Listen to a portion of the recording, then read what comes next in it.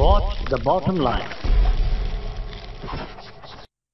أعوذ بالله من الشیطان الرجیم. پناہ مانگتا ہوں میں اللہ کی شیطان مردود سے. بسم اللہ الرحمن الرحیم. شروع اللہ کے نام سے جو بڑا مہربان نہایت رحم والا ہے. ناظرین، اللہ پاک سورہ فرقان کی آیت نمبر 2 میں یوں فرماتے ہیں، وہی تو ہے کہ آسمانوں اور زمینوں کی سلطنت اسی کی ہے، نہ سلطنت میں کبھی کوئی اس کا شریک رہا، اور اسی نے ہر چیز کو پیدا کیا، پھر ہر ایک چیز کے لیے ایک مناسب اندازہ ٹھہرا دیا. ناظرین کرام، کئی بار کچھ لوگوں کو پرندوں کے پروں میں انگلیاں چلانے کا اتفاق تو ہوا ہوگا کہ انہیں پروں میں موجود تناسب اور ترتیب کا بھی اندازہ ہوا ہو. نرم و نازک پر ایک ترتیب کے ساتھ اوپر نیچے جڑے ہوتے ہیں، اور یہ تناسب دونوں طرف کے پروں میں ایک جیسا ہوتا ہے. اگر ایسے میں ان پروں کا خوردبینی جائزہ لیا جائے تو ان کے بے حد شاندار ڈیزائن کو دیکھ کر ان کے تحیر میں مزید اضافہ ہو جائے گا. پر کے درمیانی حصے میں ایک لمبی سخت ٹیوب ہوتی ہے جس کے دونوں طرف باربس لگے ہوتے ہیں. پروں کی لمبائی اور نرمی مختلف پرندوں میں مختلف ہوتی ہے. یہ پرندوں کو ہوا کے مناسب استعمال کے قابل بناتے ہیں. اس کے علاوہ جب ہم اس کی تفصیل میں جاتے ہیں تو اس سے بھی زیادہ دلچسپ باتیں سامنے آتی ہیں کہ دونوں طرف لگے ہوئے باربس پر مزید ریشے موجود ہوتے ہیں جو باربلس کہلاتے ہیں.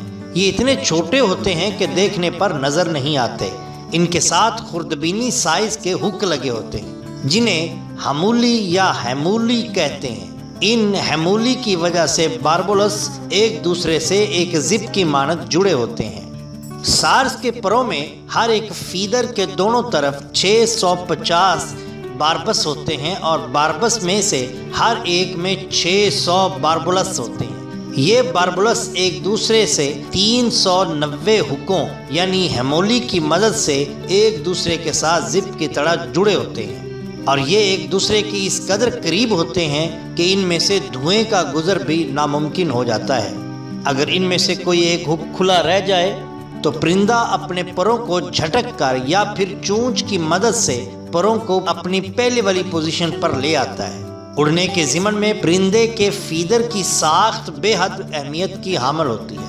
ناظرین، پرندہ اس لیے اڑ پاتا ہے کہ ہوا اس کے پروں میں سے گزرنے نہیں پاتی.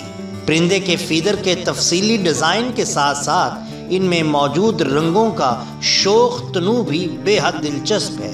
اس تنوع کی ایک وجہ ان کے پروں میں موجود پگمنٹس ہیں جو کہ فیدر کی تشکیل کے دوران ہی بننے شروع ہو جاتے ہیں، اور اس کی دوسری وجہ روشنی کا انعکاس بھی ہے. فیدر جو کہ کیراٹن نامی مادے سے تشکیل پاتے ہیں وقت کے ساتھ ساتھ جھڑتے اور بنتے رہتے ہیں.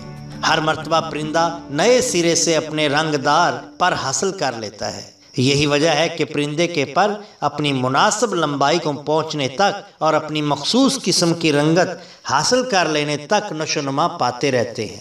پرندے کے فیدرز میں موجود بے حساب تنوع اور نقش و نگار اور پروں کی تفصیلی ڈیزائن اللہ کی پرشکوہ تخلیقی فنکاری اور علم کی ایک منہ بولتی شہادت ہے. ناظرین، اللہ تعالیٰ نے اس دنیا میں کروڑوں چیزیں پیدا کی ہیں جن کو دیکھ کر یقیناً انسان دنگ رہ جاتا ہے. ان میں سے ہی ایک چیز پرندوں کے پر بھی ہیں. ناظرین، اگر آپ کو ہماری یہ ویڈیو اچھی لگی ہو تو لائک کیجیے اور سبسکرائب کیجیے ہمارے چینل دا باٹم لائن کو، تاکہ ہم آپ کے لیے اور بھی بہتر ویڈیو لا سکیں. اپنے دوستوں کا بہت خیال رکھیے گا. اللہ اور اللہ کے رسول سے بہت محبت کیجیے. بہت شکریہ. اللہ حافظ.